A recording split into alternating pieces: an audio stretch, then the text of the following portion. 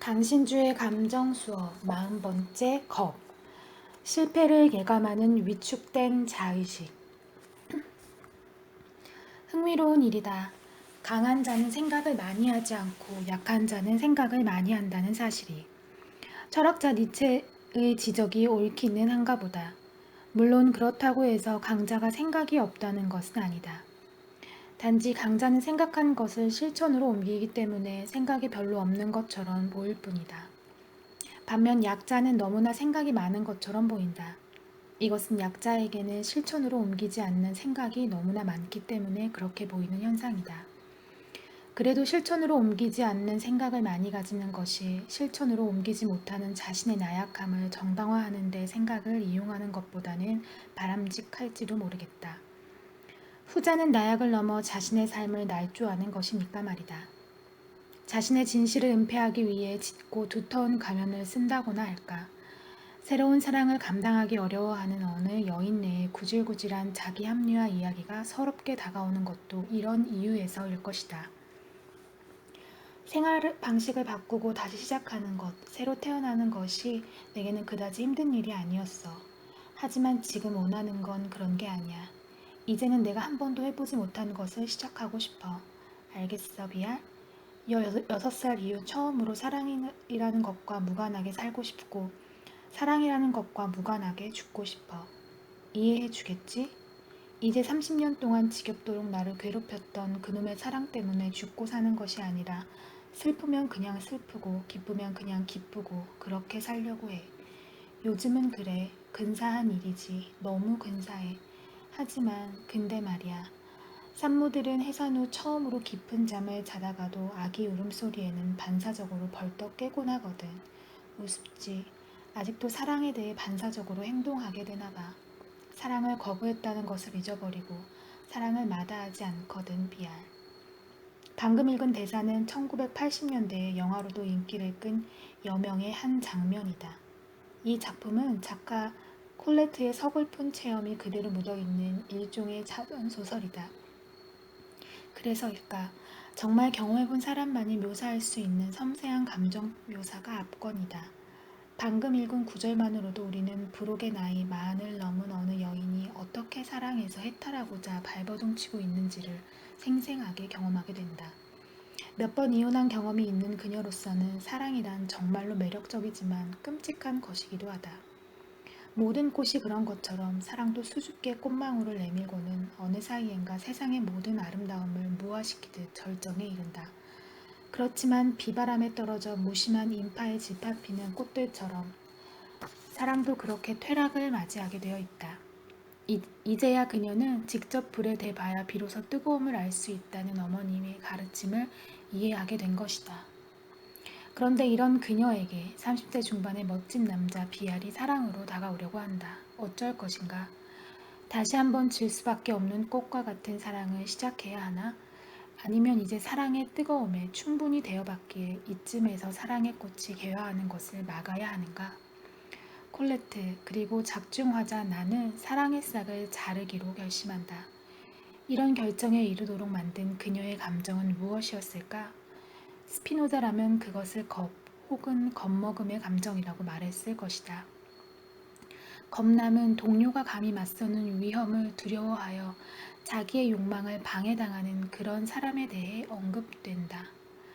브록의 여인에게 싱그러운 연하의 남자가 다가오는 것은 설레는 일이지만 동시에 부담스러운 일이기도 하다. 지금은 열정적으로 사랑에 몸을 맡길 수 있지만 브록의 여인은 늦가을 단풍과도 같은 사랑이 무서운 것이다. 얼마 지나지 않아 자신의 성적인 매력은 감퇴할 테지만 연하의 남자는 더 왕성한 욕망을 드러낼 테니까 말이다. 그렇지만 이런 경우 대부분의 여자들은 기꺼이 사랑에 몸을 맡긴다. 위험하지 않는 사랑, 안전한 미래를 보장하는 사랑이 없다는 것. 그래서 사랑은 언제나 목숨을 건 모험일 수밖에 없다는 걸 잘 알고 있으니까. 콜레트도 여느 여자들과 다르지 않았다. 그녀도 비알과 사랑을 불태우고 싶었다. 이것이 그녀의 숨길 수 없는 진실이었다. 비알과 나이 차이가 많이 난다거나 비알을 몹시도 흠모하는 20대의 파릇파릇한 여자 클레망이 있다는 것도 잊어버린 채 그녀는 비알과 사랑을 나누고 싶었다. 그것이 바로 그녀의 정직한 욕망이다. 그녀는 윗도리를 벗은 채 약간 흥분해 있는 이 청년에게서 사랑의 밤을 느끼게 하는 향내를 맡았다. 이만큼 그녀의 욕망을 명료하게 보여주는 것도 없을 것이다. 그렇지만 그녀는 겁이 났던 것이다. 물론 그녀는 마음속으로는 자신의 비겁함을 정당화한다. 자신이 비엘과 비슷한 또래의 여자였다면 다시 한번 거침없이 사랑의 운명을 걸었을 것이라고 자위하면서, 그렇지만 이 나이에 그런 열정적인 사랑을 다시 시작하는 것이 그녀는 너무 두려웠던 것이다. 또 뜨거운 사랑에 온 몸과 마음이 되는 것이 겁이 났으니까.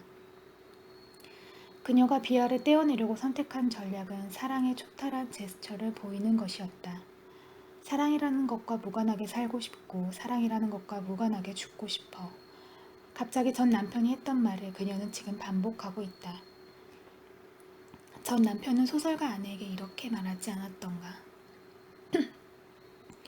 그런데 당신은 사랑이나 불륜, 약간은 근친상간적인 애정관계, 결별 같은 것들을 다루지 않는 책은 쓸 수 없는 거요? 인생이세 그런 거 말고 다른 건 존재하지 않는 건가? 그렇지만 사랑은 누군가를 통해 내가 완전해지고 있다는 축복과도 같은 감정 아닌가? 그러니 모든 사람들은 사랑에 그토록 목숨을 거는 것이다. 제대로 행복하기 위해서 자신이 어디까지 성장할 수 있는지 그 잠재성에 감동하기 위해서 우리는 사랑에 생명마저 거는 것 아닌가. 비알은 그래서 성숙하지 못한 남자였다. 그녀가 사랑에 너무나 겁을 먹고 있다는 걸 알았다면 비알은 그녀에게 이 이상의 희망과 용기를 주었어야만 했다. 겁먹은 사람을 성숙한 사람이라고 비알은 착각하고 있었던 것이다. 몇 차례 이별을 경험했다고 해서 우리에게 용기나 성숙이 생기는 것은 아니다. 오히려 사정은 정반대다. 우리는 상처받고 또 상처받아 아직도 아물지 않는 흉터를 가지고 있게 되었다고 말하는 게 더 진실에 가까울 것이다. 사랑이라는 것과 무관하게 살고 싶고 사랑이라는 것과 무관하게 죽고 싶어. 이 대사는 사랑이 무섭다는 것이지 사랑을 저주한다는 의미는 아니기 때문이다. 하지만 사랑이 없는 채로 살고 죽는 것이 무슨 의미가 있다는 말인가? 그건 그녀도 알고 동시에 그도 알았던 것 아닐까? 사랑의 겁을 먹고 있는 여자를 사랑으로부터 초탈한 사람이라고 비알이 착각한 것, 수많은 경험을 통해 그녀가 엄청 성숙한 여인이라고 비알이 오해한 것, 이것이야말로 그녀에게 비극이 아니었을까? 사실 그녀는 비알이 자신의 것마저도 품어줄 너른 가슴을 요구했던 것이다. 그러나 어쩌겠는가. 수녀나 비구니와 같은 삶을 선택한 그녀를 놓아줄 수밖에. 그녀의 소원대로 비알은 그녀 곁을 떠난다. 그렇지만 그녀에게 사랑과 무관한 삶, 즉 사랑으로부터 해탈한 삶이 과연 도래할까? 결코 그럴 리도 없고 그럴 수도 없고 그래서도 안 된다. 다행스럽게도 그녀는 여전히 비알을 그리워하고 있다. 나 역시 감상적으로 비알을 노래하는 것이 아니라 그가 그리울 뿐이다. 그렇다. 나는 그가 그립다. 그가 조금 더 그리워질 때쯤이면 그에 대해 더 근사하게 과장할 필요를 느낄 것이다. 우리의 인생은 사랑이 없다면 아무것도 아닌지도 모른다. 사랑으로부터의 해탈. 그것은 오직 마지막 숨을 내뱉는 뒤에나 가능할 뿐이니까.